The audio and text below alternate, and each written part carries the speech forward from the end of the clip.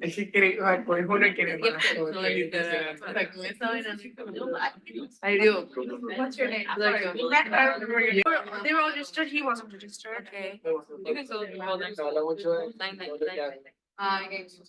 Like every and it's on you. This is crazy that he does it. People eso hace todo every class. Do you do this every class? Yeah. Oh my God, that's crazy. No, that's amazing.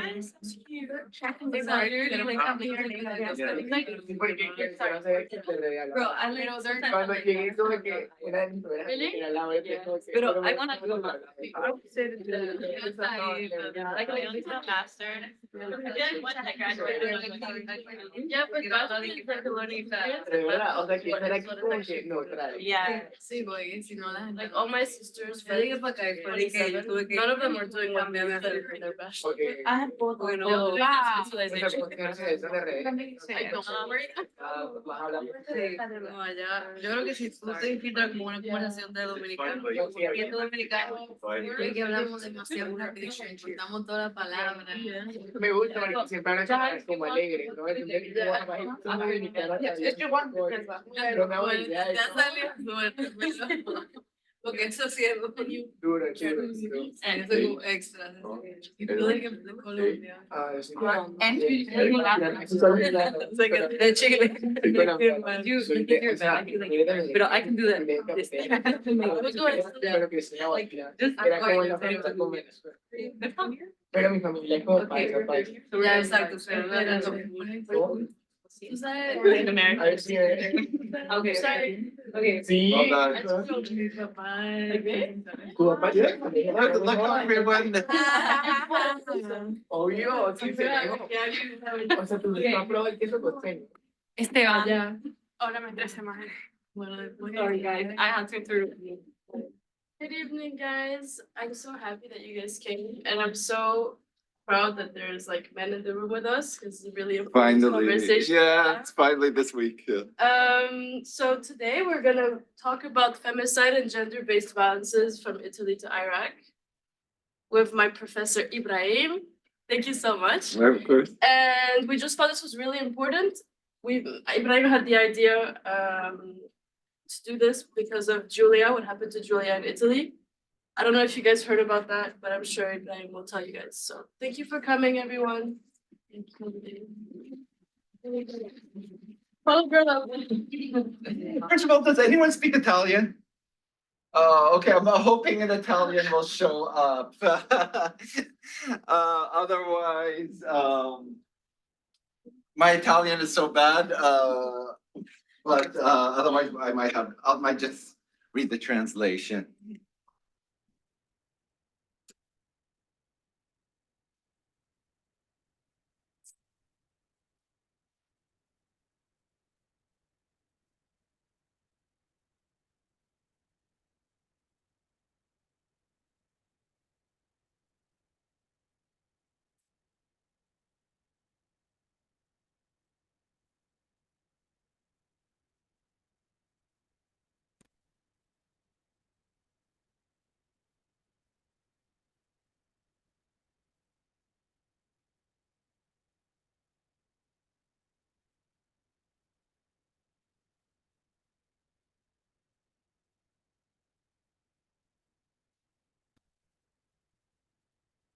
Okay.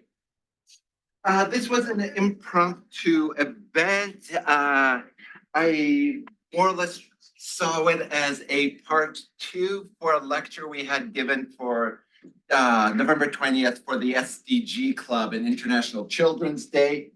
There was not enough time to cover a specific theme I was looking at, but in a general sense, and that is femicide and gender-based violence. So this is part 2 of that talk. If you're interested in part 1, go to my YouTube channel. It's recorded and uploaded. There was a technological problem. The slides didn't show up, unfortunately. Hopefully the tech is going to be working today, but you can get the content of it. Today's lecture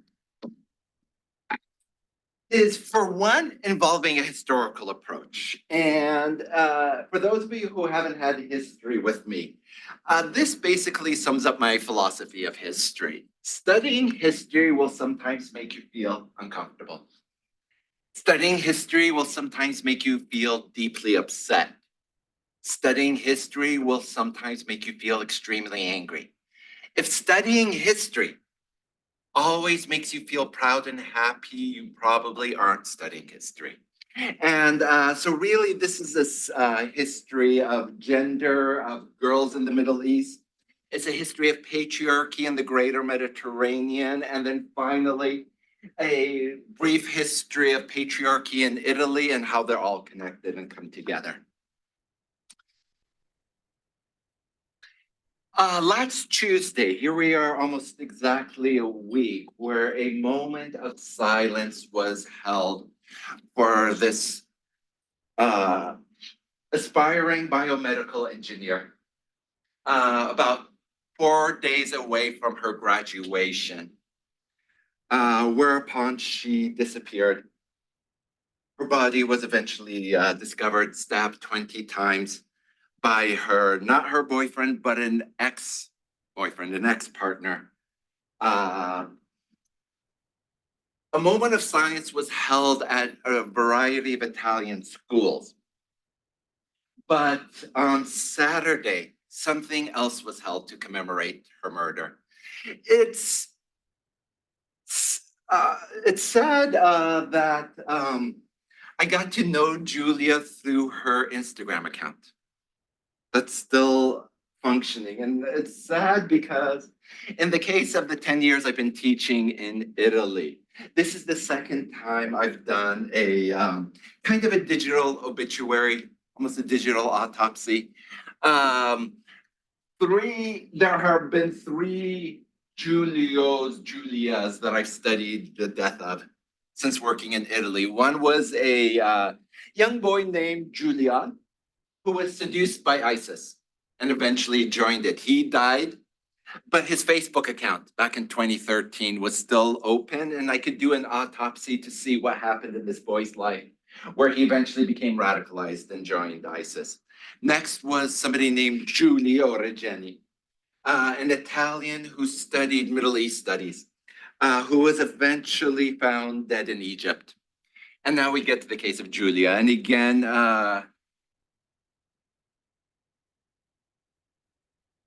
if we look at her Instagram account, just very cute little things, such as the teddy bear right by her name.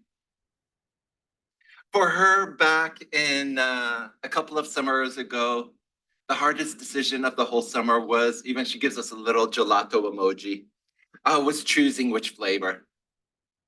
And just a day ago, this has become kind of her digital memorial.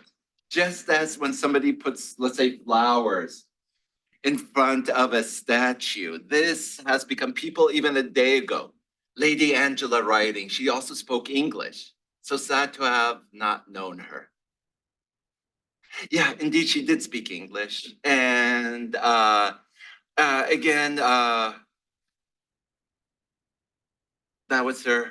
And it's, not only is there a mother without a daughter, there was also a sister without her other sister now as well. And it's because of her sister that in this particular case of femicide, and again, just so I just want to put some kind of given narrative to this person rather than just a name.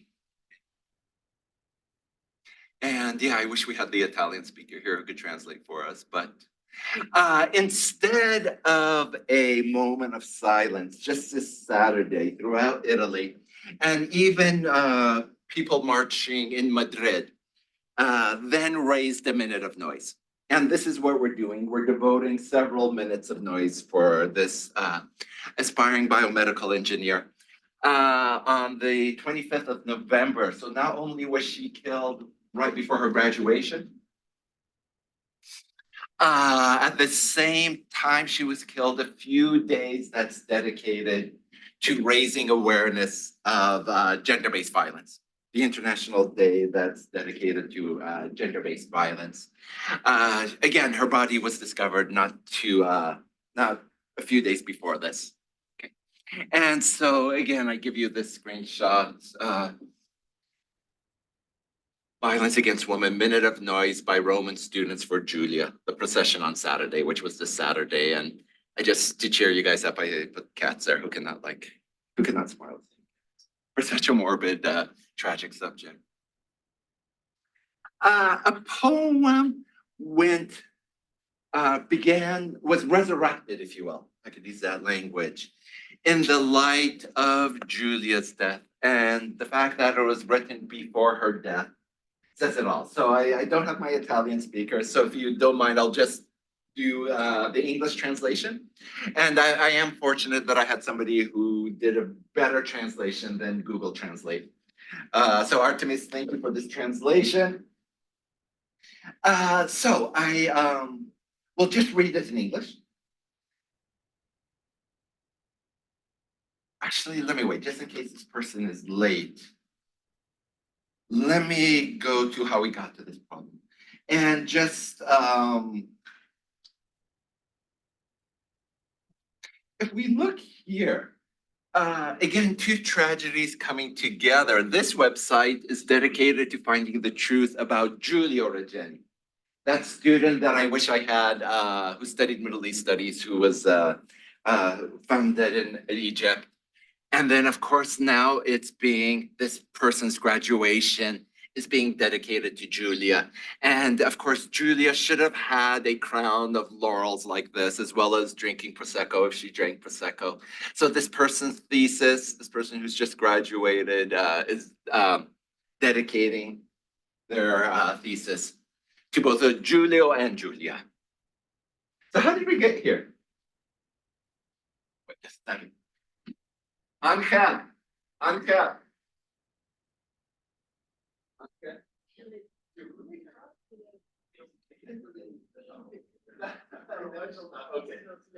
Okay, all right, thank you. Bye-bye. Okay. How did we get here? When I show you this clip, what does it reveal about Italian news, weather broadcasters? Okay.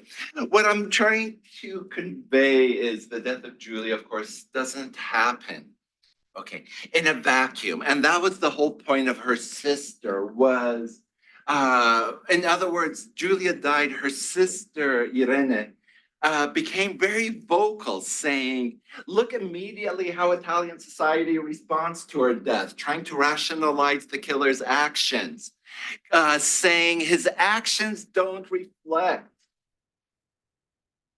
on Italian society. He was a monster. Whereupon Irene said, Julia's killer was not a monster. He was a perfect son of Italian society. He was the perfect symbol of what Italian society produces. He was the ultimate product, the quintessential product of patriarchy in Italy. So in other words, the profound question she raised, the objection was this, is we have to understand what is the culture that produced Julia's killer.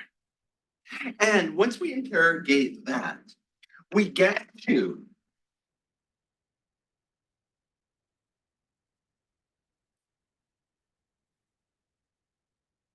There's other markers there between. Yeah. let's see one of these colors. Okay, yeah, the green ones. Black would have been- If you have black, that'll be green. All right. Oh yeah, this one is good. Okay. So I'm going to set up this lecture by looking at a scholar of conflict resolution named Johann Galtung, who says violence occurs due to a confluence of a triangular process. Okay. And on one part of the triangle, he says there's cultural violence, there is structural violence, and then there is the direct violence itself. So if we do this, what I'm gonna look at is cultural violence in Italy, first of all. And then we're gonna end with the examples of cultural violence in Iran. Cultural violence then would be basically a patriarchal structure that normalizes, makes violence, routine violence against women banal. I'll give you an example of just cultural violence in Turkey, for example, where I live. There was one singer, his name is Ibrahim Tatlıses. His last name isn't his real last name. Tatlıses means sweet voice. He was a singer. Whereupon, one particular incident I remember where he beat his girlfriend, and it was captured in the newspapers. His first wife was jealous. Because what did she say, the first wife of Ibrahim Tatlıses? If he's beating his girlfriend, then he must truly love her. And that's why, as the first wife, I'm so jealous of the fact that his mistress got a beating by the singer. This is what I argue is cultural violence. Okay, it's a culture that not only propagates violence against women, it legitimizes it, it makes it almost banal. So when I show you everything here, I argue that this is the process of patriarchy in Italy, but I'm building up to an argument of cultural patriarchy in Italy. Okay. One case in point, if you want to talk about a patriarch, okay, a patriarchal figure, no better person represents patriarchy in Italy than the recently deceased Silvio Berlusconi, the prime minister, a politician who was a fixture in Italian politics since the year 2000. To give you various examples of the patriarch, as prime minister, when rumors emerged that he had paid for sexual relations, his response was, I would never pay for sexual relations. It deprives me the pleasure of having conquered a woman. This is a rough translation, okay? But you kind of get an idea of Berlusconi's legacy. Forgive me for this very offensive map. The fact that the map is produced, nonetheless, gives you an idea. Any Italian would, even after his death, will still laugh in kind of relief that this very much a patriarchal figure had passed. Now, the most scandalous episode in Berlusconi's political career was the case of Ruby the Heart Stealer. Ruby the Heart Stealer in the early 2000s was imprisoned in Italy, whereupon Berlusconi called the police station and basically said, you have to release her. She is the niece of the Egyptian president at that time, Hosni Mubarak. In fact, Ruby the Heart Stealer, that's not her real name. Ruby the Heart Stealer was not Egyptian. Definitely not the niece of Hosni Mubarak, the Egyptian president. She, in fact, was Moroccan. Now, the question arises, why did Berlusconi call the police station, lie, to get her released? Surely there must have been something illicit going on. Now, at this time, she was probably about 17 years old. Ruby the Heart Stealer went on to notoriety. Her real name is, if I'm not mistaken, Karima El-Mahroug. And Mahroug means somebody who's been burned. And she definitely was burned. Of course, she became a media sensation, if anything, blamed for seducing Berlusconi in a lot of occasions. The tragedy with this is by the time she was a 17-year-old sensation in Italy, she was a runaway from home. She was a runaway from home because the father figure in the home had already sexually abused her. She went from one abusive home to the abusive spotlight of the Italian paparazzi, the Italian sensational media, okay? You could see that Berlusconi became a meme to the point when ISIS declared they were about to invade Rome, okay? Do you see what this person posted? If you're coming to Rome, you better don't bring any Arabian teens, okay? In a reference to her. Patriarchy in Italy, even I argue you have to look sometimes at the subtext, okay? This is more about kind of giving a gendered lens to simply, if you look at the initial epidemic that broke out in Lombardia, right? You can see even disproportionately, and I want you to look disproportionately the gender of the most of the nurses dealing with the coronavirus when it first emerged. You can see, of course, they're primarily women. Why do I show their images? Was not only were they literally on the front lines, taking care of the nation hit hardest by the COVID epidemic. When an epidemic, by the way, I mean when it's hitting one area particularly hard before it's gone global. I show these images to raise a point. You see, sometimes my argument is patriarchy often works as kind of an invisible layer in the background of societies.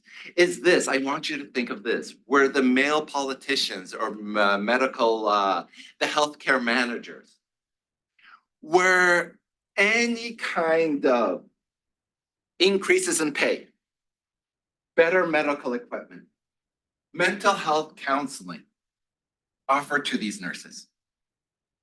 Primarily the healthcare managers and the politicians who hold the purse strings are primarily men.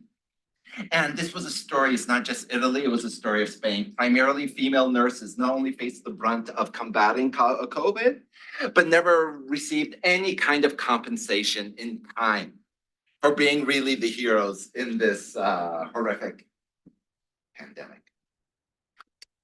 So, if I look at just giving kind of a very brief story of patriarchy in Italy, let me then show you this poem dedicated to gender-based violence that again had a second life as a result of the death of Julia. The names in parentheses are actual women who were found dead in this fashion.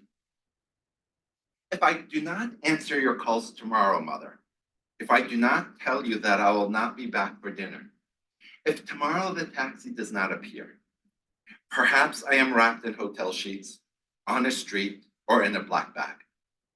Perhaps I am in a suitcase or lost on the beach. Do not be afraid, mother, if you see that I've been stabbed. Do not scream when you see that they dragged me by the hair. Dear mother, do not cry if you find out that they impaled me. They will tell you it was me, that I did not scream enough, that it was the way I was dressed, the alcohol in my blood. They will tell you it was just that I was alone. Just in this case, justified. Okay, justo, not as in terms of justice. That my psychopath ex had reasons. And of course, this was who killed Julia recently was a psychopath ex.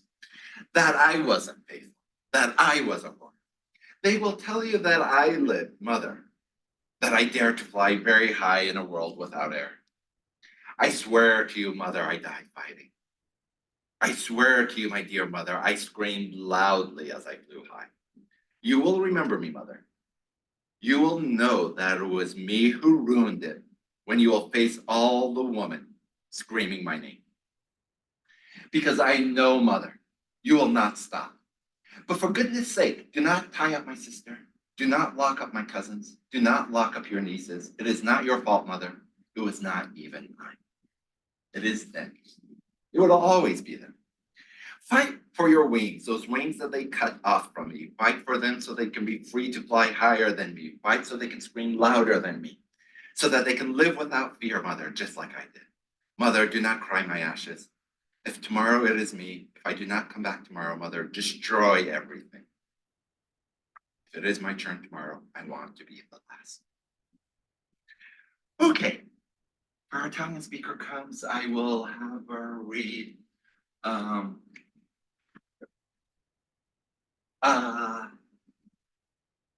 so now, when I come to Iraq, right, If you want to read about kind of how I use Galton's triangle, this is an article I wrote on International Women's Day, the 8th of March, 2023. Iraqi women still live the legacy of gender-based violence.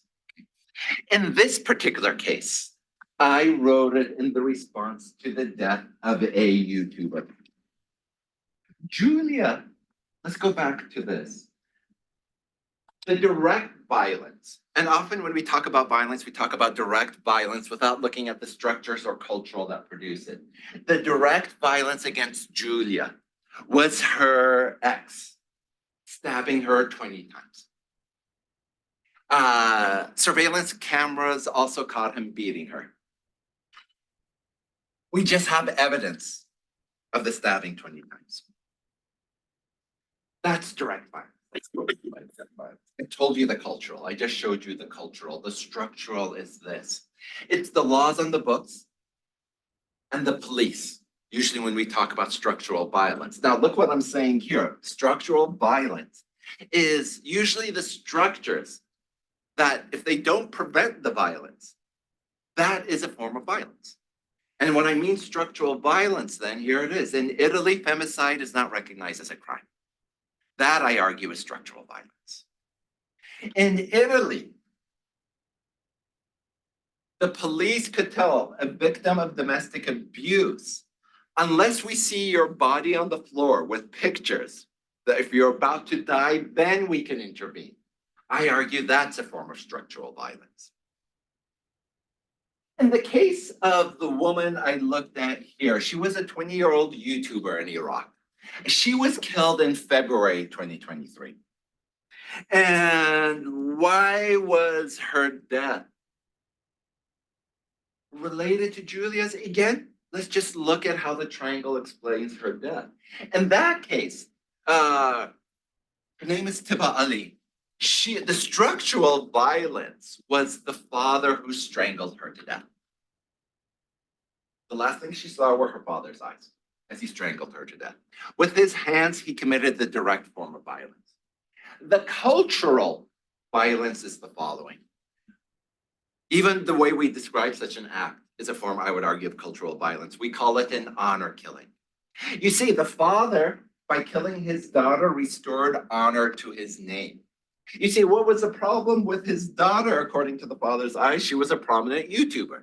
She expressed her opinion. She resisted her father's wishes. And that brought shame on him.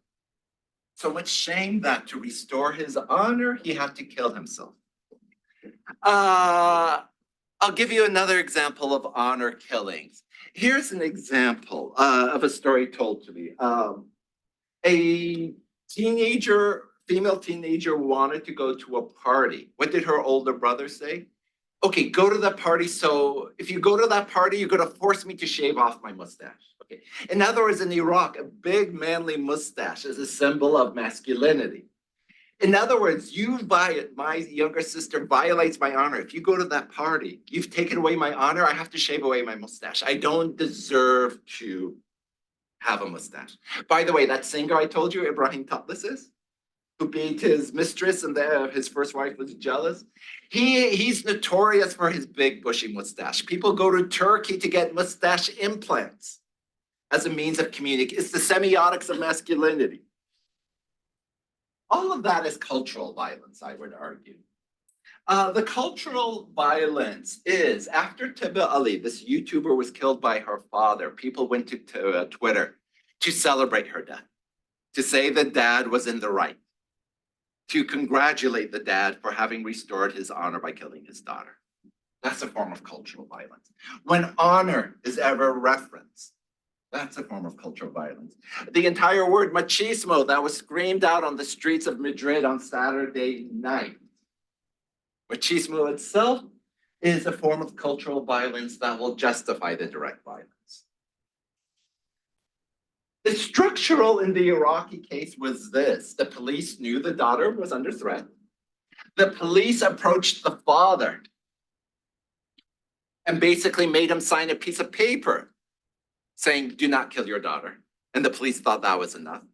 And finally, it's this. On the Iraqi law codes, honor killings are not a crime. honor killings are allowed. Now, why is that significant? And why did I choose this to write about this particular honor killing? And there's so many in Iraq. It was because the 20-year anniversary of the Iraq War was coming up. The US promised to make Iraq a democracy. And when the US occupied Iraq, it had a huge disproportionate influence on the rewriting of Iraqi laws, a brand new constitution.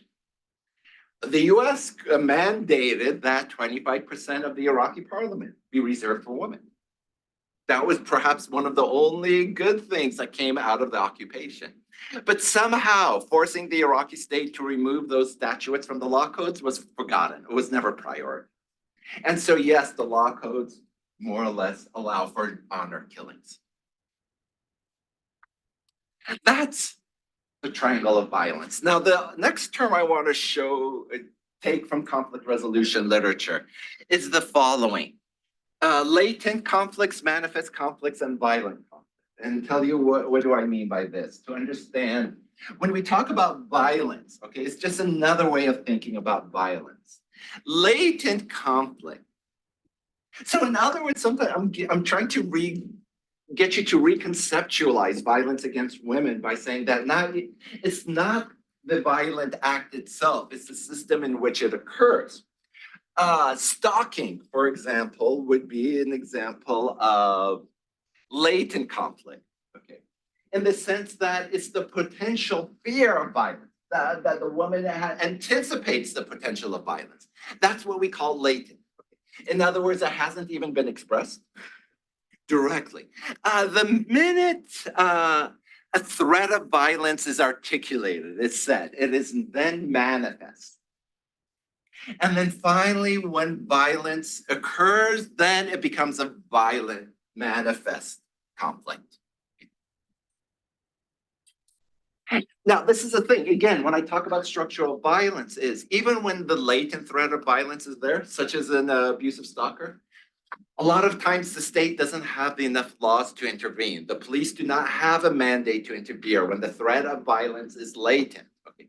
The problem is because they don't see it as a potential act of violence. Okay, they actually have to wait until the third stage, only when it becomes manifest and violent. Hence, when the Italian police said, when we see your dead body on the floor, or you have a picture of us on, I don't know how you're going to take a picture of that. Okay, but that's the problem, and that in itself is structural violence. For Girl Up now, I would argue even child marriages. Now that I've told you this, I would argue child marriages are a form of cultural violence.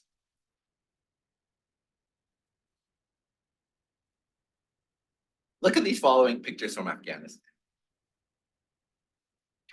Now remember, this is when Afghanistan has been liberated from the Taliban. This is when the US is supposed to be creating a new Afghanistan. Remember, this is the Afghanistan that was invaded in the name of the liberation of women. When the former First Lady, Laura Bush, said, we're doing this in the name of freeing Afghan women from the Taliban. Faiz Muhammad is 40. His bride is 11 years old. A lot of times child marriages are done because the family needs the money from the husband. It's done out of an act of desperation. So this was in September 2005. Saeed Mohammed, 55, Roshan, literally full of color, is 8 years old. The father, Abdul Qasim, is only 5 years older than the husband, is unhappy. But this is a matter of poverty. He needs the dowry. Again, just showing you some images. This was a girl who escaped, the child bride who escaped her marriage. And this kind of shows you when you escape the various safe houses, that there are very few in Afghanistan. Rajani is 5 years old. Child marriage is illegal in India, so sometimes ceremonies are often held in the wee hours of the morning. It's a secret the whole village keeps. This is her boy groom. And then, yeah, she will live at that home until puberty, when the second ceremony transfer her to her husband. And if you remember the last lecture I gave about the bridal ceremony and what the veil symbolized, the transfer of property, it's funny that this article, this is the language I'm taking from the article that I found, uses that language as well. Here we are in a small Nepali village. 16-year-old Sarita wails in protest as she leaves her family's home. Carried in a cart to her new husband's village. Sunil was only 11. She threatened to report them to the police in Rajasthan.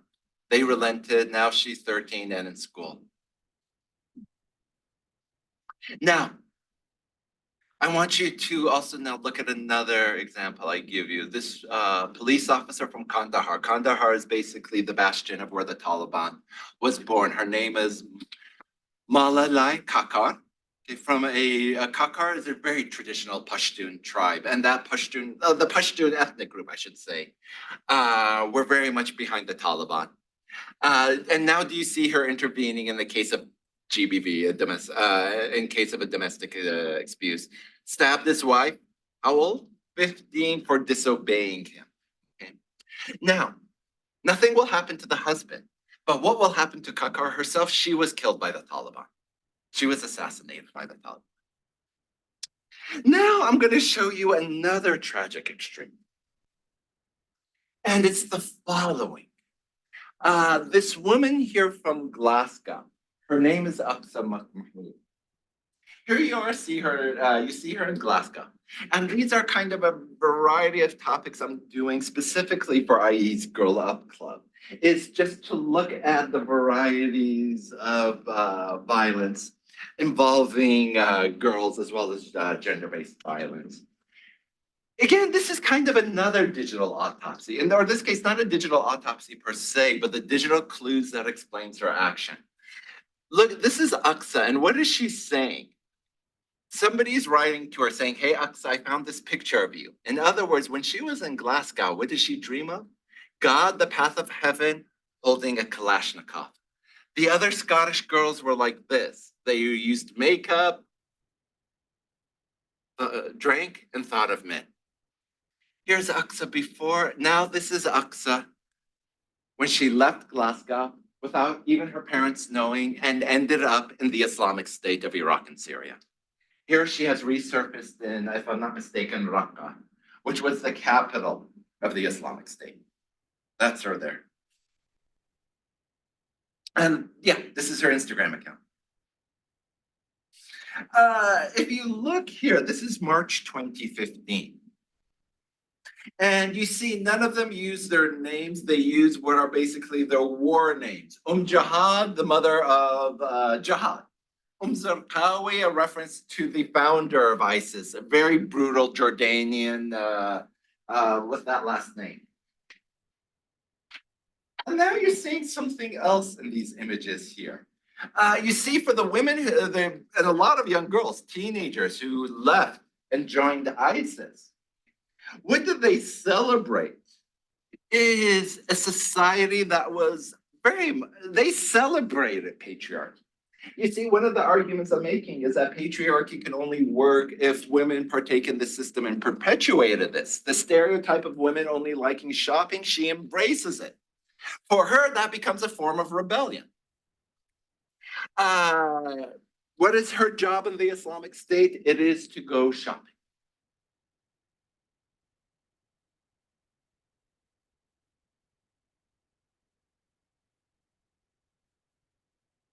Beautiful skies today. What should I do? I'm going to do the washing. Spoken like a true domestic. Again, what are they rejecting? Now you see, to embrace kind of this, an anti-feminism is not only a rejection of feminism itself, but the states in which they originate from. What they associate with feminism are the various states that they came from. And they're more or less abandoning to become part of the Islamic State. Here's another one, Obeida celebrating 9/11. Happy Boom Boom Day. And you can see the emojis there. Look at this, Muslim women in jihad. Many years passed, but they're still afraid. Hashtag 9/11. Today, deleted our lions, pick from the page. Lovers gonna love, haters gonna hate. Obama, we are all Osama. Now, where does that language come from? Now, this is supposed to be a patriarchal Islamic state. Imagine Margaret Atwood's Republic of Gilead. Okay. And that dystopia was made manifest in this case. But keep in mind also when Margaret Atwood wrote The Handmaid's Tale, basically it was a history. What did she say? I did not write about anything that did not occur in the past. And even think of her choice of having the Republic of Gilead in Puritan New England. Okay. Hey, child, thank you for coming. Thank you, thank you, thank you. I saved, you're going to read some poetry for us if you don't mind towards the end. Oh. Yeah, I'm so glad you came. The Republic of Gilead, okay, in New England is not only a reference to the Puritan values that once held sway there. Remember, it's also this area that gave us the witch craze. Okay, the witch burn. Well, yeah, Handmaid's Tale is a dystopia based on history, and that dystopia was made manifest in that experiment called the Islamic State that ruled for 3 years. Now, I want you to think about this. This is supposed to be the most traditional, authentic Islamic state on earth. Yet look at this language she's using. Lover's gonna love, hater's gonna hate. Is that traditional Muslim discourse? Where does she grab that from? Which musician is that coming from? No, I haven't, like, but isn't it like American rap or something? It's American something, if I'm not mistaken. Are you guys gonna make me say it? Isn't that Taylor Swift? Just gonna say. Yeah, okay, thanks for making the professor admit he knows that. Okay, fine, yes, Taylor. And that's also the other paradox of the Islamic State. You see, it's a rejection of Western feminism. It's a rejection of the Western states they came from. But on one level, it is kind of the anti-feminism for them becomes a form of empowerment, of gendered empowerment. It's a paradox. Now, this is when I get to the consequences of girls or the young. This is my husband's Kalashnikov. I have my own Kalashnikov. And my son's Kalashnikov is on the floor. Okay, I want you to realize what's symbolic about the Kalashnikov. The Kalashnikov was an invention in 1947. A light, this is the key, a light and reliable assault rifle that made for the ability of women to become combatants. The lightness of the weapon and the reliability allowed women, a large number of women now to take part in conflict, but also allowed for the birth of the child soldier. Here she's joking, but in fact, these weapons here are light enough for a 12-year-old to handle. And so the Kalashnikov not only gave birth to the child, the female guerrilla, if you will, because it's rare that states had uniformed combatants, but also the child soldier as well. Even my baby girl goes to bed with her gun. And here we this is the apotheosis of this lecture on what happened for an organization like Girl Up. These are historical artifacts, they're digital artifacts. I compile them because we forget. And this is just a reminder, it could happen once in the 21st century. What's stopping from having another dystopian society like this again?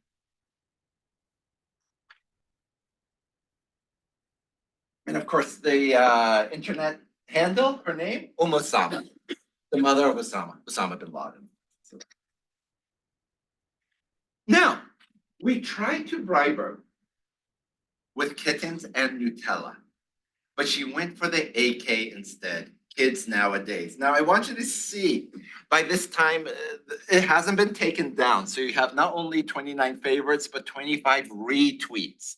And if you forgot what the Islamic State flag looked like, okay. So this was the fate of girls. It's not, now I would argue again that all of this, now that I've told you what structural violence is and cultural violence, that all of this includes cultural violence. You have inculcated this girl to make killing a banality, to make it normal. And of course, there's nothing in Islam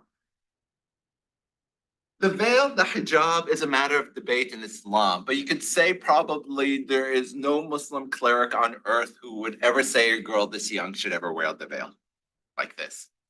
That you could probably say without dispute. That this is again another dystopian manifestation of ISIS. Here, if you look at here, this is a little terrorist being sarcastic.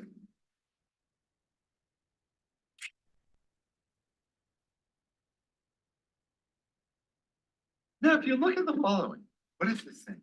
May Allah, these are kids who lost their father.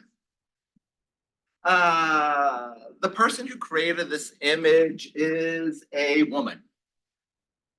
How do we know that? Because she's a woman who comes from Britain because she's using the feminine case in Arabic. They all lost their fathers as martyrs. Indeed, their mothers raised them up like lions. Now, here's the other side of this. You have the Islamic State, and then you have the victims of the Islamic State violence. This young girl here comes from the Yazidi population in both Syria and Iraq. In this case, her Kalashnikov is very real. And more or less a couple of meters behind her are an advancing army of Islamic State terrorists. Okay. That Kalashnikov now becomes the difference between her freedom and being enslaved by the terrorist group, becoming a sexual slave. And that bottle of water is probably the only bottle of water she has in a desert landscape. Remember, this was around August 2014, when the Yazidis were escaping for their life. Again, this is a girl who's lost her childhood. Who's been dispossessed. If you look at her mom there, refugees, if you will, internally displaced people. She is a lucky one. She escaped enslavement. Her mom escaped enslavement. She would never witness the following. And I have to warn you, this video is quite hard to watch. It's triggering, okay?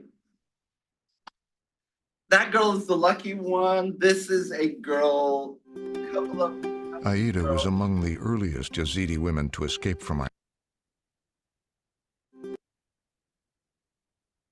Now look at the language. I refer to them collectively as girls in a sense, because I want you to realize how old Aida was when she was Aida. Look how old Aida is. Compare her situation, for a lot of you sitting in this room, compare her age to yours. Just make sure. Let's go. Aida was among the earliest Yazidi women to escape from ISIS. She is 21 and was abducted with her 2 children near Sinjar Mountain last summer.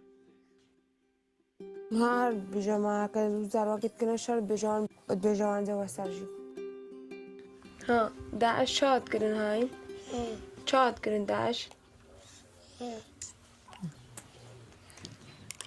يعني او تعبير قديد بيتشوان انسان تكوجن داري ويسرجيت كرن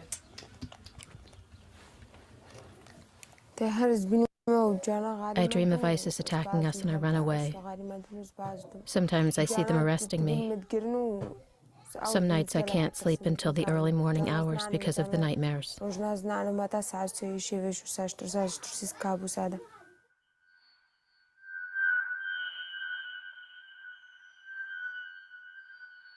After they overran the Yazidi towns and villages in northern Iraq, ISIS turned homes into prisons for captured women.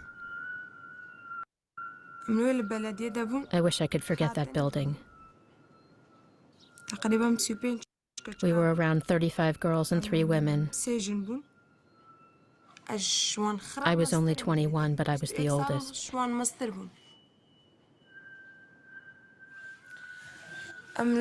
They were coming and taking girls from this building. We had one guard who was forcing a 9-year-old girl.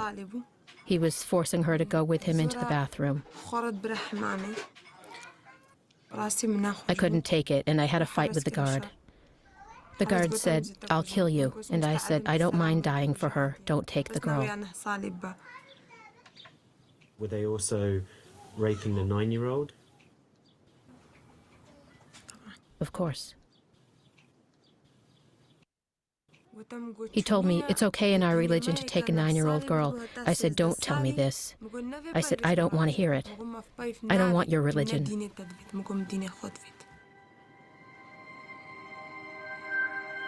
The ISIS fighter told Aida it was legitimate to marry girls as young as 9.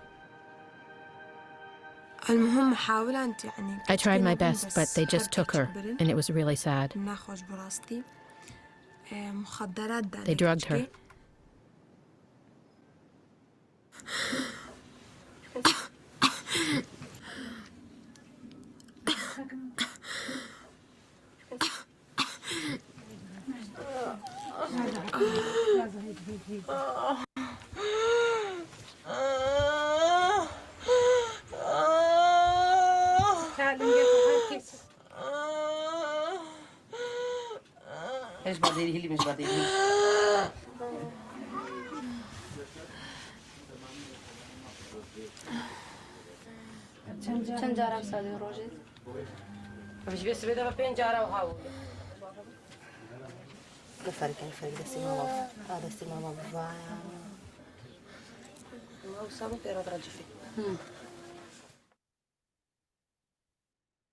No,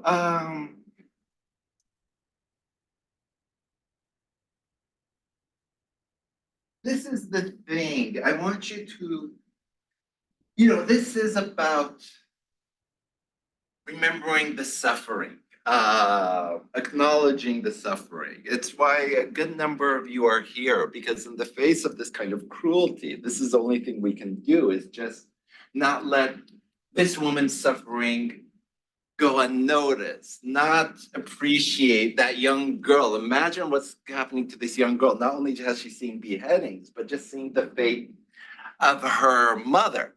The thing is, American bombers could destroy the hell out of ISIS. The point is, ISIS still lives on in the mind of this woman. ISIS still lives on in the mind of that girl. You could use military solutions to destroy terrorists, right? But how do you exercise the memories of those terrorists from these people's minds? Iraq has one of the weakest mental health sectors in the region, due to most of Iraq's professionals having fled the chaos. Not only that, the societies in which they came back to, these women who were captured by ISIS, who were sex slaves, were often stigmatized by the societies they returned to. This is nothing unique to Iraqi society. Think about how victims of rape, of GBV, are often stigmatized, blamed, so on and so forth. The tragic thing is this, is, the least we can do is kind of acknowledge this woman's suffering, to remember it. One of the things I hate about teaching at the university in California is that I could show this video. And I force my students, I don't force them, I show it in my world history survey. And even a good number of those kids in California, regardless of gender, can barely look up from their computers. They just really don't care. It's not that they're traumatized by this, they're so enthralled by their social media worlds that they just really couldn't give a damn about this.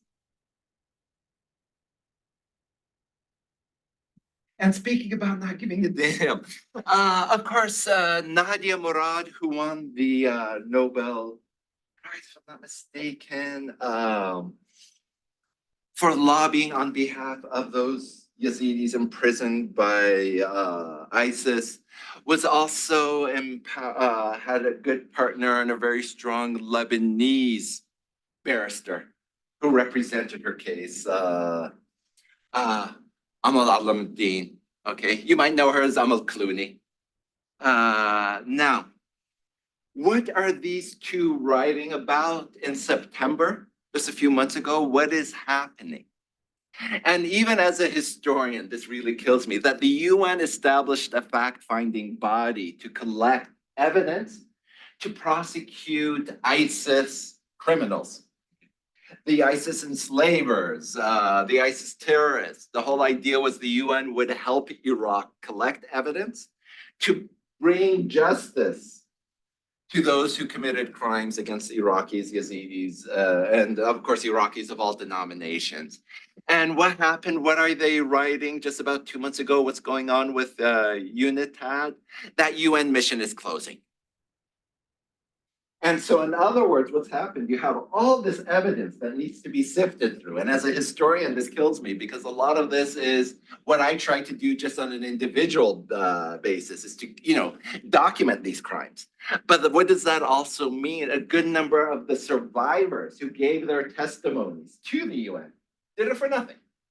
They exposed themselves. They relived the trauma, all at the end having this UN mission closed down. And to compound tragedy over tragedy, I was writing an article about this right around October 7th. And if you're not familiar with world affairs, a lot of attention reshifted in the Middle East on October 7th to another conflict zone. And my attempts to kind of lobby on behalf of keeping this UN body open are now just futile.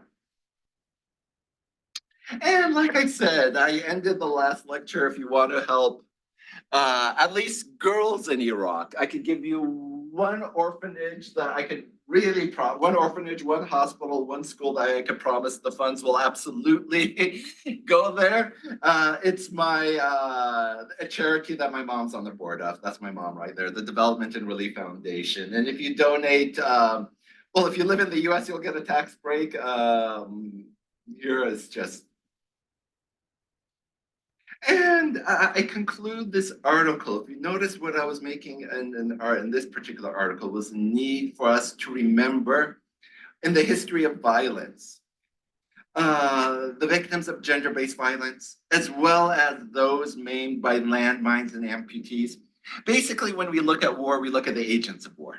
We look at the drones, we look at the airplanes, we look at the tanks, we look at the warriors and the politicians.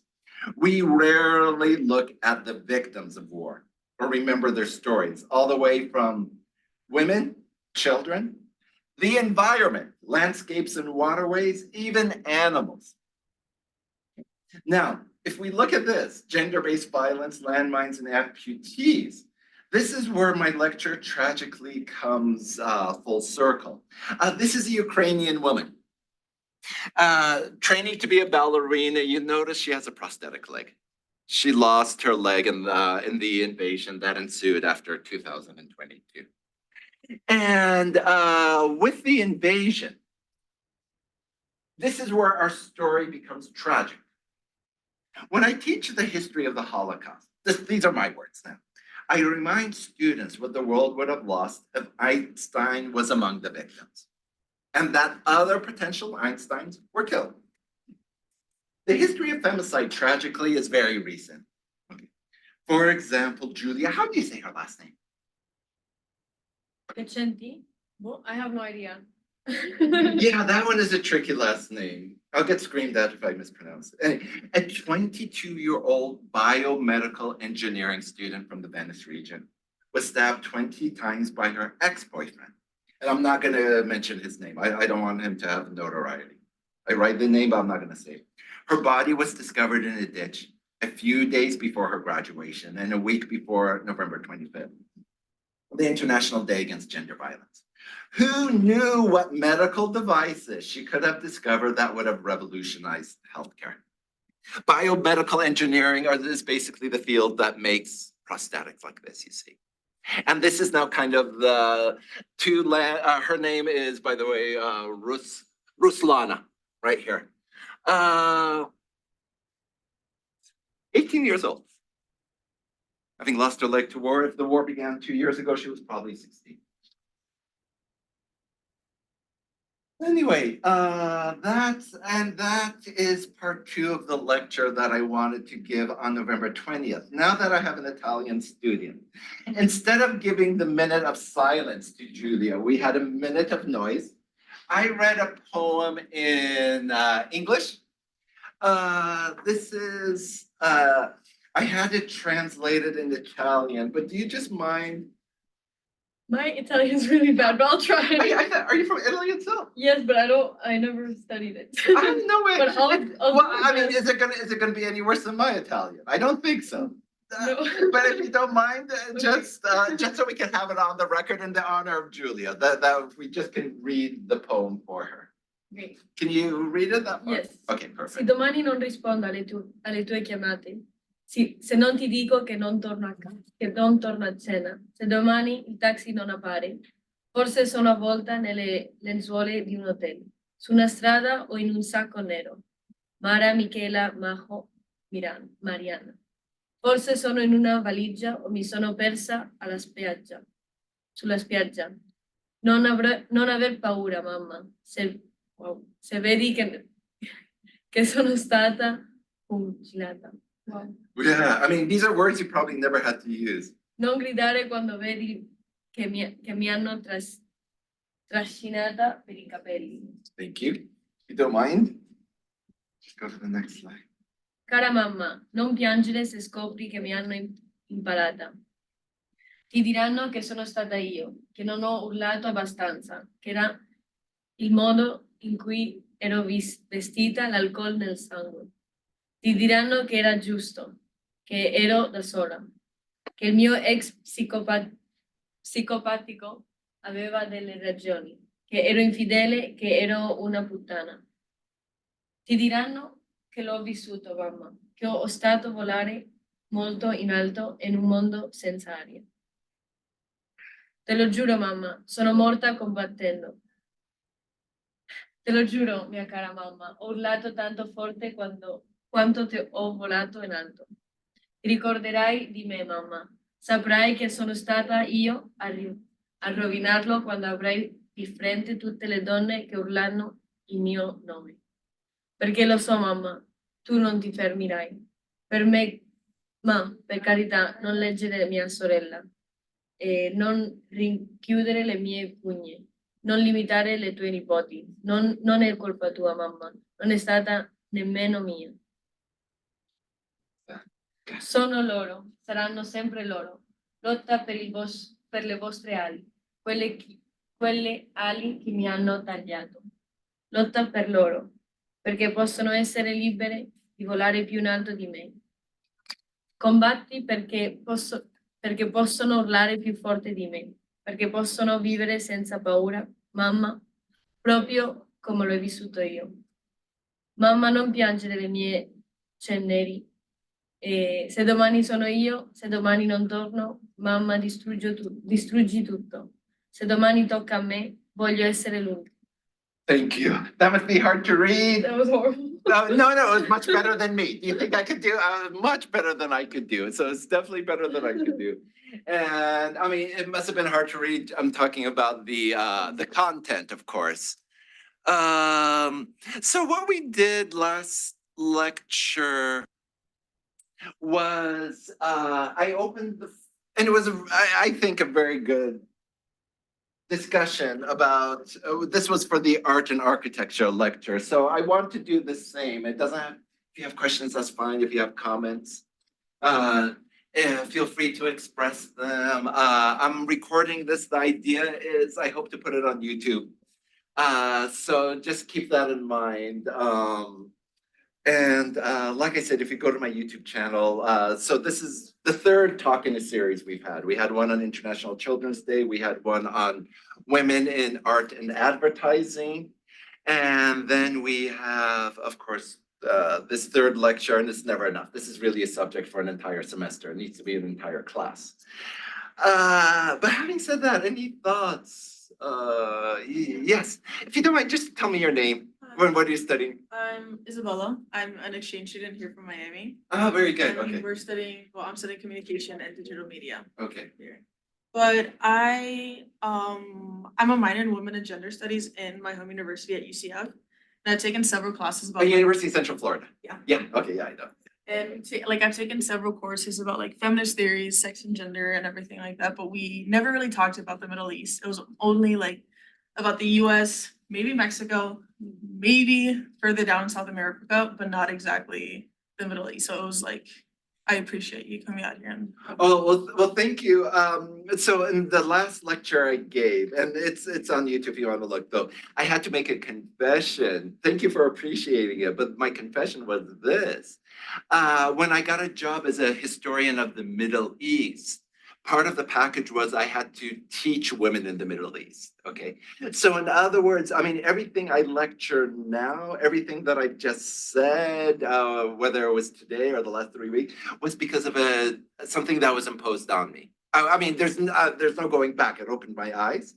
But I'm just saying, normally in my normal lifetime, I don't think I would have ever had this kind of appreciation of feminist theory, number one, but also this kind of way of seeing the world through a gendered lens. Is again, I had to make a confession, but I'm glad that the California state system did force this on me. But so thank you Sure, for it's that. not being enforced in Florida, so. Yes, yeah. I mean, exactly, precisely. But yeah, thank you for that. Yes, tell me your name and. My name is Leila. I'm not a student. I work here at IE. And where are you from?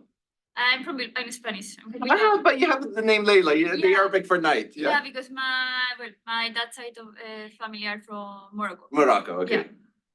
So I had a question. You said earlier that shouting machismo in the demonstration the last weekend. That's Saturday. From a cultural.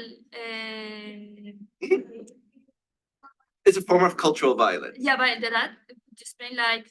Okay, what is machismo? And I gave an example. So machismo refers to the societal norms and values that turns a blind eye to gendered violence. Okay, how about this? A woman was a victim. Okay, how about this? You excuse a bunch of boys who might have abused a woman by saying boys will be boys. Okay. That's what I mean by cultural violence. Examples of machismo is this, something that is, and this is the example I gave last week. Both my sister and I were using this term. So like I said, like I remember one summer I was wearing a white outfit where my shoulders were exposed, my arms were exposed. And my sister told me, I have guests coming over, put a shirt over your wife beater. You see that outfit is often called a wife beater, is often associated with Latin American cultures. I mean, the whole point is it's become so normalized that she didn't think twice about calling it a wife beater, for example. That's an example of what I would say is cultural violence, that it just becomes so banal, we never question it. And I would say, yeah, that's an example of machismo, a macho guy wearing a quote unquote wife beater, for example. Any kind of, so if machismo kind of excuses men for the way they behave, then I call that cultural violence. Yeah, it's the culture that allows it and it enables it. It creates an enabling environment for it to happen. That's what I mean. And of course, whether it's North Africa or the Middle East, the MENA region, the fact that, again, we don't have a word for it, see, is also problematic. Do we have a word for machismo? No. And that's the problem. We don't create the word to call out the problem, which then tells us what? It's that kind of behavior is so normalized, there is no word for it, okay? And the other argument I made last Wednesday, or the last time we had this lecture was, whether it's the absence of that word in Arabic, or the fact that this was an entire lecture on patriarchy, right? But I argue that itself is also problematic because patriarchy is an abstract noun. And so what I said was, instead of using it as an abstract noun, change it to a verb.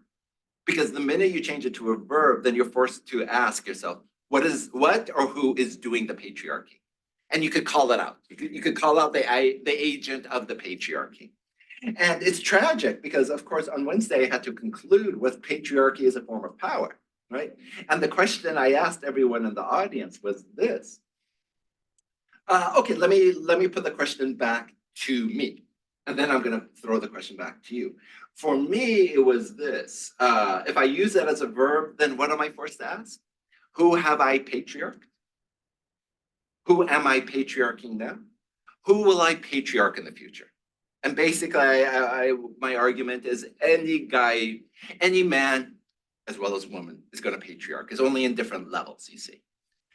So that's something. Now, the question that I could throw to you then is, if we use patriarchy as a verb, who has patriarched you in the past? If patriarchy is just about a form of power, right? Who is patriarching you now? And who do you anticipate patriarching you in the future upon graduation? Then when you use it as a verb, it becomes quite scary, right? Because what form of power controls your past, present, and future? Not Marxism, not communism, not neoliberalism. You see, patriarchism. And again, we don't use it as an ism, but it's absolutely an ideology, you see. And so that's why I say language is important.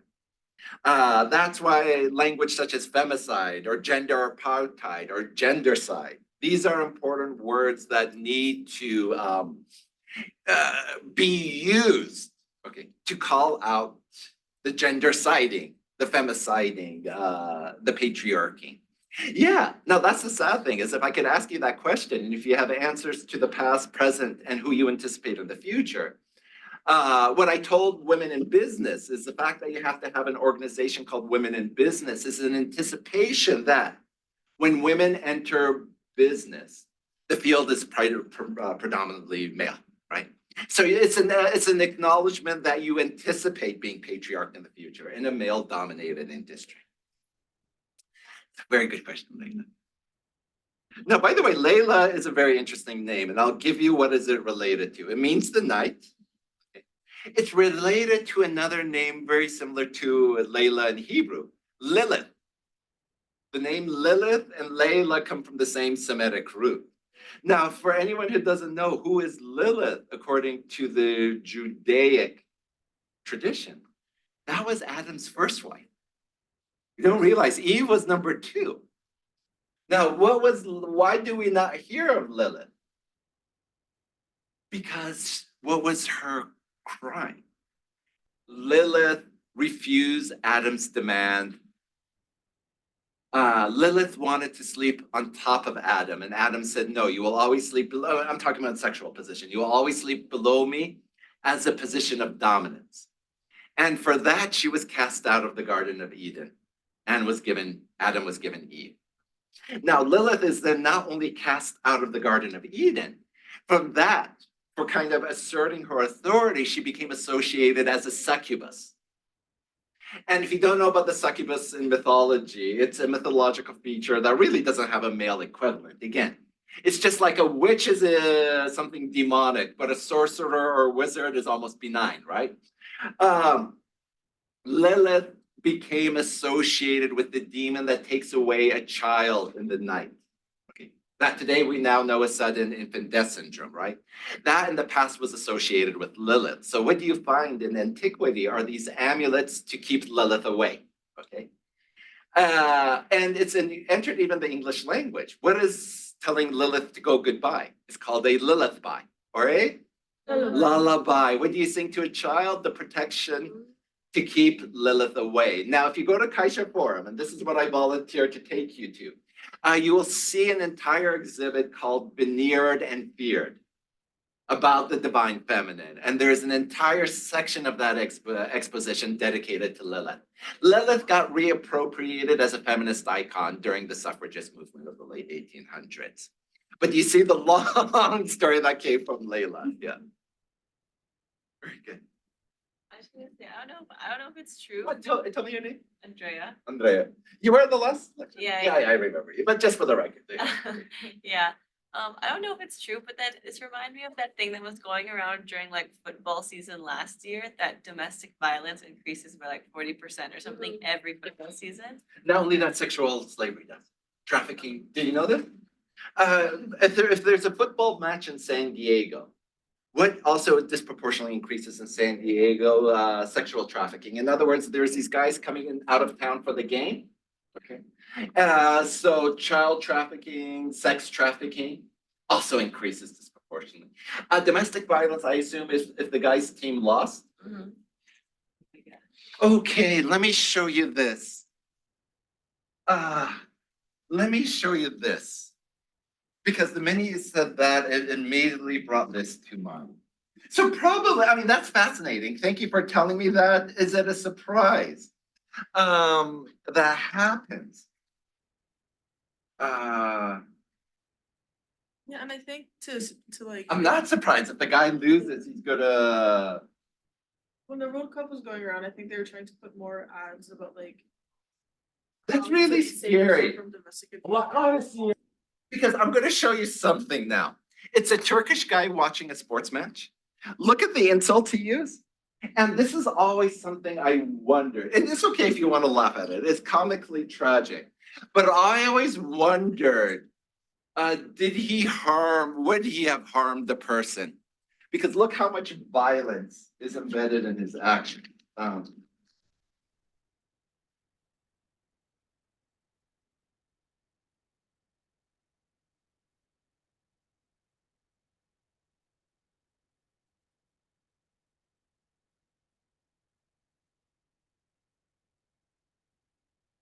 Watch the phone. Well, I guess it's okay if you laugh. It's tragically funny. But there's, in this video, just see how violent this guy gets during a sports match. And again, look at the insults. The insults are also very gendered. Ya Allah böyle salak bir gol anasını ya. Anasını ya. İzzet niye sinirlendin bu kadar? Ya Allah'ını seversen sus. 5 dakika sus ya. Ne olursun sus ya. Şampiyon mu olduk yoksa? He şampiyon olduk. Gol yedik şampiyon olduk. Kara cahil. Tam bir futbol cahilisin ya. Sana de ki benimle maç izleme. Beni bak ben zaten kendimden geçiyorum. Sen bir de gelip bana böyle aptal sorular sorunca ben çıldırıyorum. Bahis mi yaptın sen? Ha bahis yaptım. Bahis yaptım. Yani kalk şuradan. Ne çekiyorsun ya? İzzet kendine gel ya. İzzet'in az önce bana ne yaptığını gördünüz. Bu maçı bana izlettirmeyecekmiş. Ben de devre arasında odaya gizli bir kamera yerleştirdim. Ve telefonumdaki uygulama sayesinde televizyonu sürekli kapatacağım. Bakalım bu maçı hangimiz izlemeyecek? Hep birlikte göreceğiz. Dakikayla hadi abi hadi. Volkan Babacan ileriye doğru gönderdi.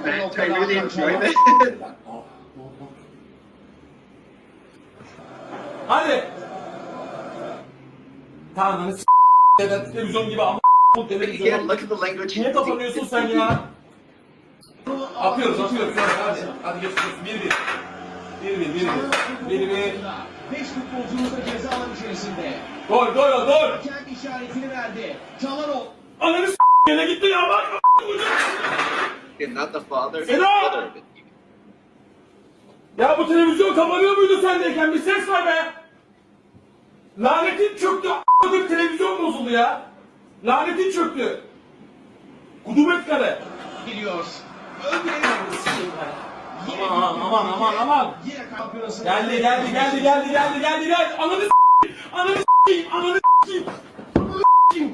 Ananı s**eyim. Hoca faul yok mu? Senin ananı avladığını s**eyim. And the one. Adamın komandası mı? Seda. Şimdi Caner. Son anda Hakan Batı ayak koydu. Caner'le beraber çıkıyoruz. Caner gidiyor.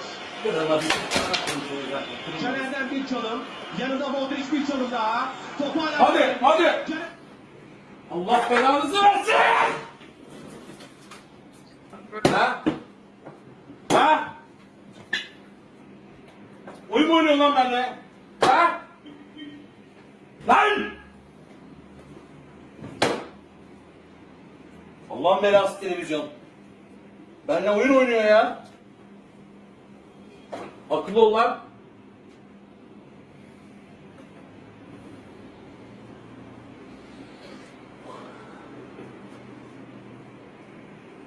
Ya bu ne ya?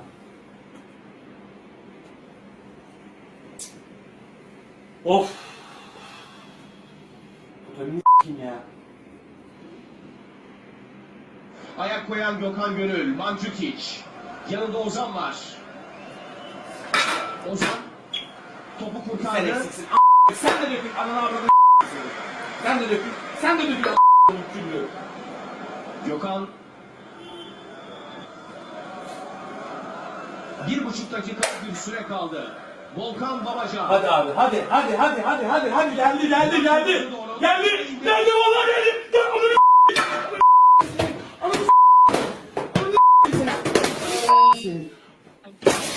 Ain't no way. Senin o koyayım ben. What do I speak in? There's no way. It's actually. It's crazy. Just trying to That's crazy. Away from No, this is, this I can't understand. actually. That's a Mac. What are you doing? That's not necessary. Let me. That was not necessary. Well, none of this was. Sen ya. Şampiyon olduk. Ne şampiyonu? Gel gel bak. Deli misin sen? Bak gel. Şampiyon olduk. Bak. Sen kendine misin ya? Şampiyon olduk hayatım. Ha Facebook'a girmek istiyorsan. Al canım. Manyak mısın ya sen? Facebook'a girersin. Nasıl? So there you go. So, I mean, am I surprised? I mean, it's tragic that I have to say. Lindor. And then I have something I can relate it to. I can easily imagine a very angry Turkish guy. So never mind any sports match. Yeah, does domestic violence increase? I'm not surprised, but thank you for sharing that. I had no idea. It's tragic. Very good. And Manuela, you had your hand up? Or did somebody else? India. I was just gonna ask, in terms of structural violence, you know, you were talking about how like this is everywhere, but you were specifically talking about Italy and how, you know, like they wait until direct violence already occurred to actually do anything about it. Do you know if anything's happening right now for the system to be like if anyone's So I just literally the person who did the translations for me, and you know I'm on my way to Italy, so I'm gonna on Monday, so I'll see for myself. But what she was saying is this death really caused a shock to the nation. That it's really this death that caused the national reckoning, and one scholar attributes it to number one, her sister. Raising awareness. So now this is the great question I have is causing a national reckoning? Will an Italian government that is perhaps one of the most patriarchal governments in Italy's history, if you hear some of the MPs, who basically says, us men are like animals. What do you expect for us? This is natural animal behavior.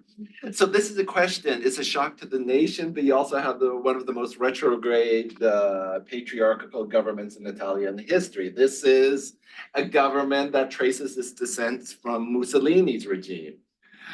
So these are the questions going forward. Now, Meloni, the Italian prime minister, said transformations are going to occur, that there has been no party unity in this regard. Let's see. We'll see. Yeah, we'll see. We'll see. Exactly. Very good question. Yes? I'm Alia. I'm from the US and I'm studying LLB. Where in the US are you from? Texas. Texas. Oh, very good. Okay.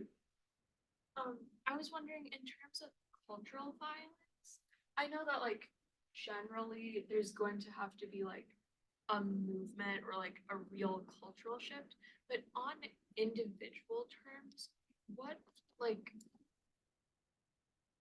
because like for example, whenever there's a group of people or like even a one-on-one situation and someone makes one of those comments that's like perpetuating this cultural violence, and it's often just a joke or a very casual comment, and it's like if you speak against it or if you point out that it's a part of this patriarchal system, then you're sort of seen as a buzzkill or a social justice warrior. Debbie Downer. I mean, just because I mean, precisely. Yeah, or even like in worse terms, a bitch Yeah. for saying anything. Yeah, especially as a woman saying something about it. So, what are sort of ways that you can say something and be taken seriously, but also not be seen as that? Well, I mean, why not be seen as that? I would say take the hurt, take the abuse, because at least the ones who normalize this talk and their kind of harsh reactions, then they seem like the culprits in this. Yeah, and call out and ask them, why do you have such a harsh defense of using such terms? I mean, I would say that's that's the way to do it, is kind of own up to calling out the, I mean, I know it's hard because yeah, you'll be seen as a buzzkill or a Debbie, you know, look at all the terms we use, Debbie Downer, so on and so forth. Yeah, that's the only thing. I mean, to be honest, I never really thought about it, but that's my immediate reaction is. I think to comment about that, Thank you. we studied about being like a feminist buzzkill and a feminist killjoy, and there's like a whole book. Oh, I didn't even know there's terms for it. Yeah. And that says a lot, because when we're talking about just kind of the way language creates our reality. I mean, the fact there are terms like that says it all. Yeah. Yeah, there's a book written by Sarah Ahmed that you should read. It's Oh, called- Sarah Ahmed wrote Yeah. book. Okay, yeah, she's excellent. Yeah. She's excellent. Yeah, she wrote that book being about the feminist killjoy that kind of talks about that experience and how you have to just kind of embrace it and be the killjoy because you have to. Yeah, it's really cool. Any other questions?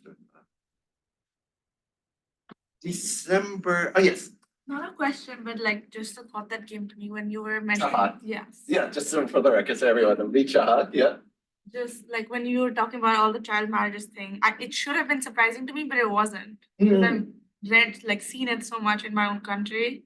And I was like, this is not even surprising to me. By the way, I found out the film from Kerala that I watched. Let me get it for you. The film is.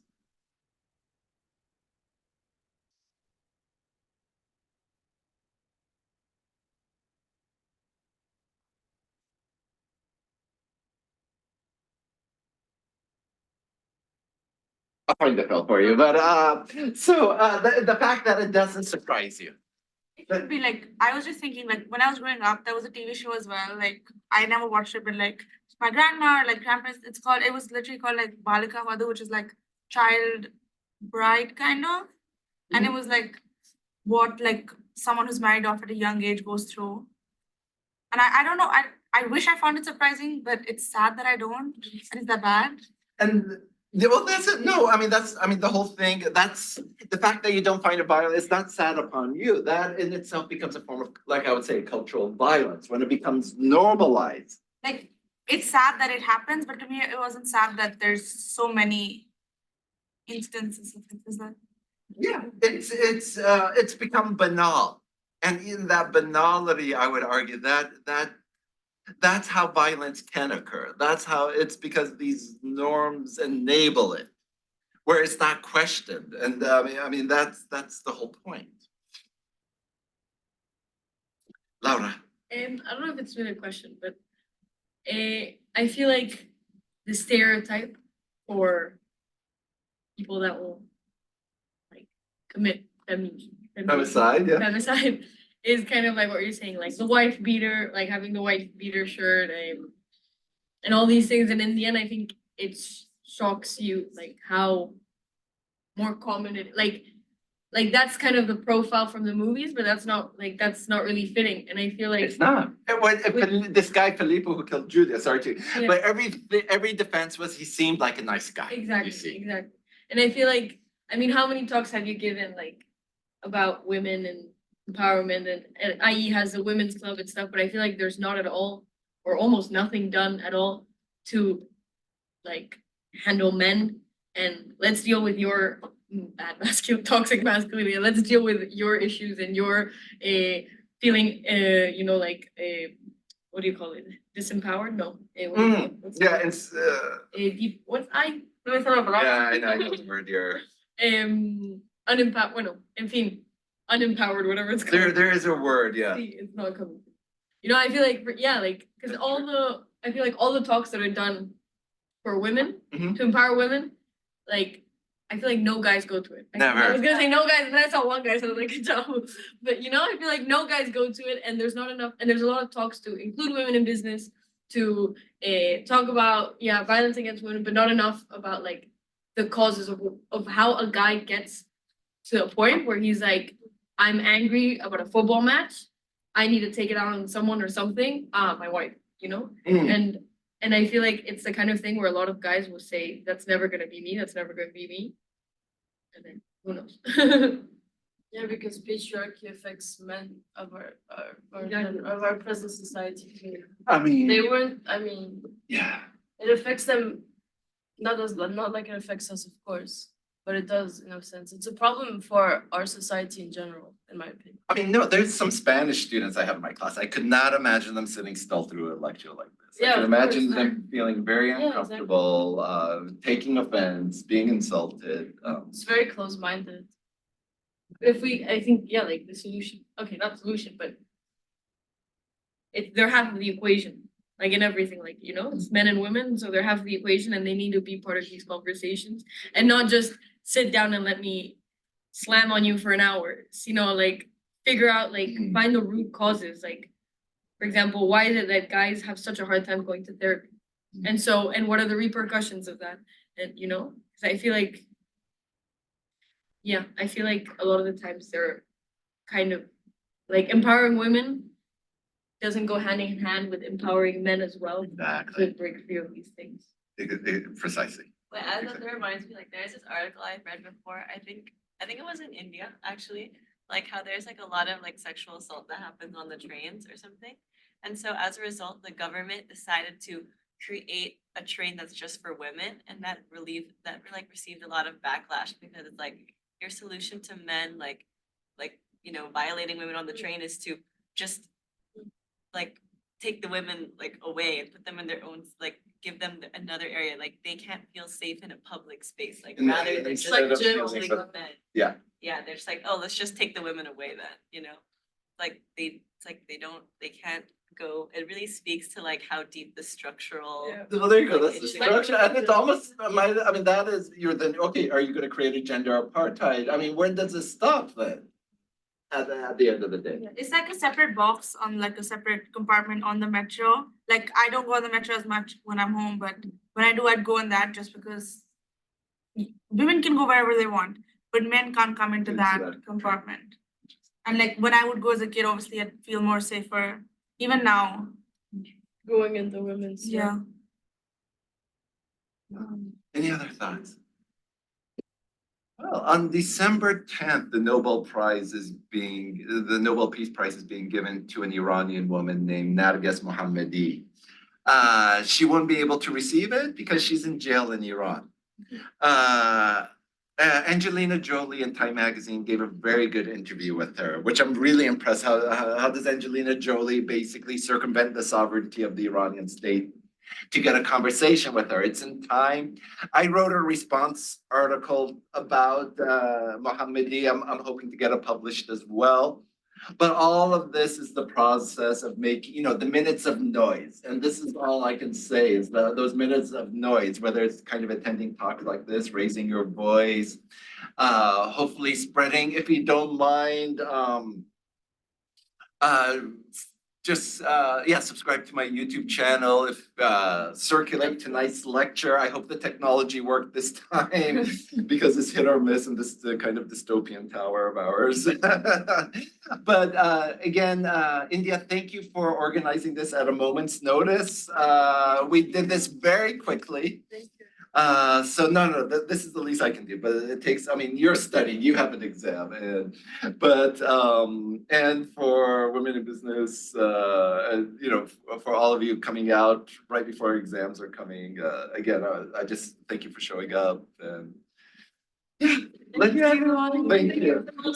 There's 3 items if you want more, because there's a lot, and I'm not gonna take them home. So thank you. That was the sweetest part of tonight.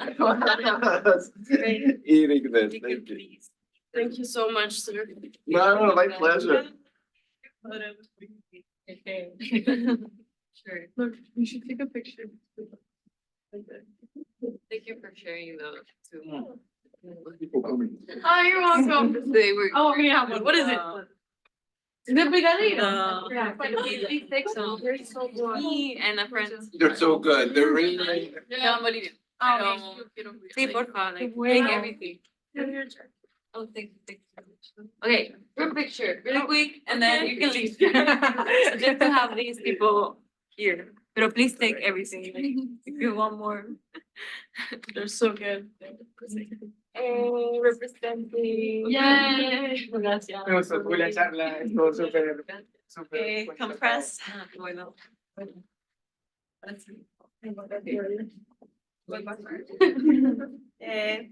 1, 2, 3.